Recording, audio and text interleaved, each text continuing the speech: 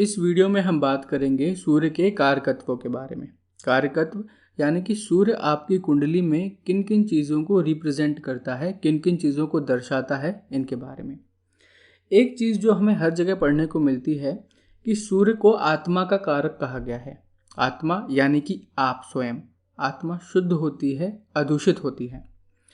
अब एक चीज़ और है कि ग्रहों में हम सूर्य को राजा का दर्जा देते हैं, यानी सूर्य को ग्रहों का राजा कहा गया है। अब राजा के अंदर जितनी भी क्वालिटीज़ आती हैं वो सब हम सूर्य से देख सकते हैं। जैसे कि सूर्य है राजा, तो राजा में क्या होगा? लीडरशिप, यानी कि नेतृत्व करने की जो क्षमता है वो ज़्यादा होगी। आत्मविश्वास ज़्यादा होगा। अगर एक राजा है और उसका आत्मविश्वास ही ना हो तो फिर वो राजा के पद पर ज़्यादा समय तक रह नहीं सकता। इसके बाद हम सूर्य से स्वास्थ्य भी देखते हैं। अगर एक राजा स्वस्थ नहीं होगा तो भी वो राजा के पद पर ज़्यादा समय तक रह नहीं पाएगा। सूर्य से हम अहंकार भी देख सकते हैं, क्योंकि अब एक आदमी जो देश के सर्वोच्च पद पर है तो थोड़ा बहुत कहीं ना कहीं अहंकार उसमें आ ही जाता है। फिर हम जिम्मेदारियां भी सूर्य से देखते हैं, क्योंकि अब राजा है तो जिम्मेदारियों का भाव तो आना ही चाहिए। फिर मान, प्रतिष्ठा, प्रसिद्धि, स्वाभिमान और ध्यान आकर्षित करने का एक नैसर्गिक गुण एक राजा में होता ही है। इसके साथ साथ हम दीर्घकालीन क्रोध। अब जैसा कि हम जानते हैं कि सूर्य रोज सुबह एक निश्चित समय पर उगता है और एक निश्चित समय पर अस्त भी हो जाता है। तो इससे हम लेंगे कि सूर्य पाबंदी का कारक है। उसके ऊपर पाबंदी है कि भाई एक फिक्स टाइम है जब उसे उगना है और एक फिक्स समय है जब उसे अस्त भी होना है।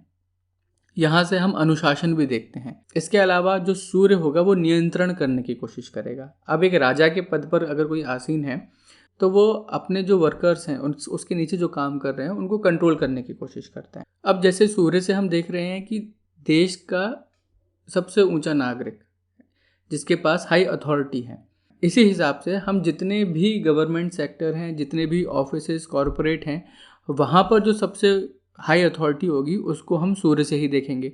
जैसे आपके ऑफिस में आपका बॉस हो सकता है, किसी स्कूल में उसका प्रिंसिपल हो सकता है।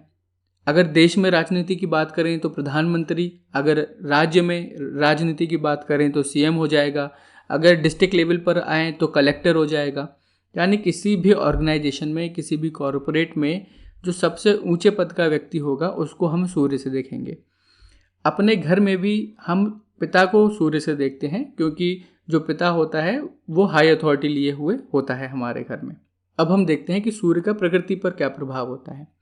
अगर सूरज उगना बंद कर दे तो जो पेड़ पौधे हैं वो भी नहीं उगेंगे। बिना सूर्य की गर्मी के, बिना सूर्य की ऊर्जा के पेड़ पौधे भी हमारे जीवित नहीं रह पाएंगे।